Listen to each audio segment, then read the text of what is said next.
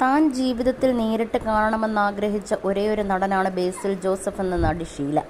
ബേസിലിൻ്റെ ആദ്യ ചിത്രം മുതൽ പൊന്മാൻ വരെ എല്ലാം ഒന്നിലേറെ തവണ കണ്ടിട്ടുണ്ടെന്നും അവർ പറഞ്ഞു. JFW മൂവി അവാർഡിൽ മലയാളം വിഭാഗത്തിലെ മാൻ ഓഫ് ദി ഇയർ പുരസ്കാരം ബേസിലിന് കൈമാറിയ ശേഷം സംസാരിക്കുകയായിരുന്നു അവർ.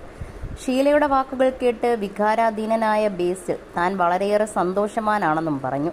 സംവിധായകൻ എന്ന നിലയിലും നടൻ എന്ന നിലയിലും ബേസിൽ തൊട്ടതെല്ലാം പൊന്നാക്കിയെന്ന് നടി കീർത്തി സുരേഷും പറഞ്ഞു. ഞങ്ങളുടെ മലയാള സിനിമയിലെ കണ്ണിലുണ്ണിയാണ് ബേസിൽ ജോസഫ്. എല്ലാ വീടുകളിലും ഒരു ഓമനക്കുട്ടനാണ്.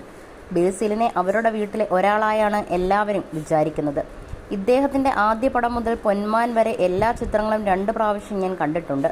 ഗുരുവായൂർ അമ്പലനടയിൽ സിനിമയിൽ പൃഥ്വിരാജും ഇങ്ങേരും കുടിച്ചിങ്ങനെ ഇരിക്കുന്ന ഒരു സീനുണ്ട്. എൻ്റെ ദൈവമേ, എന്തൊരഭിനയമാണ് അത്! പിന്നെയും പിന്നെയും ഓടിച്ച് ഞാൻ 2-3 പ്രാവശ്യം കണ്ടു. ഇനിയും ഒരുപാട് പടങ്ങൾ അഭിനയിക്കണം. കുറേ പ്രായമാവുമ്പോൾ ഡയറക്ഷന് പോയാൽ മതി കേട്ടോ എന്നായിരുന്നു ഷീലയുടെ വാക്കുകൾ. മറുപടി പറഞ്ഞ ബേസിൽ ഷീലയുടെ നല്ല വാക്കുകൾക്ക് നന്ദി അറിയിച്ചു. അവാർഡ് സ്വീകരിച്ച ശേഷം താൻ മറ്റെന്തൊക്കെയോ പറയണമെന്ന് വിചാരിച്ചിരിക്കുകയായിരുന്നുവെന്നും ഷീലയുടെ നല്ല വാക്കുകൾ കേട്ടതോടെ എല്ലാം മറന്നുപോയെന്നും ബേസിൽ കൂട്ടിച്ചേർത്തു. ഇതിനിടെ വീണ്ടും ഇടപെട്ട ഷീല, ഞാൻ ഇതുവരെയും ഒരു നടനെ നേരിട്ട് കാണണമെന്ന് ആഗ്രഹിച്ചിട്ടില്ല. ആദ്യമായി ഞാൻ ആഗ്രഹിച്ച ഒരാൾ ഇങ്ങേരെയുള്ളൂ എന്നും കൂട്ടിച്ചേർത്തു.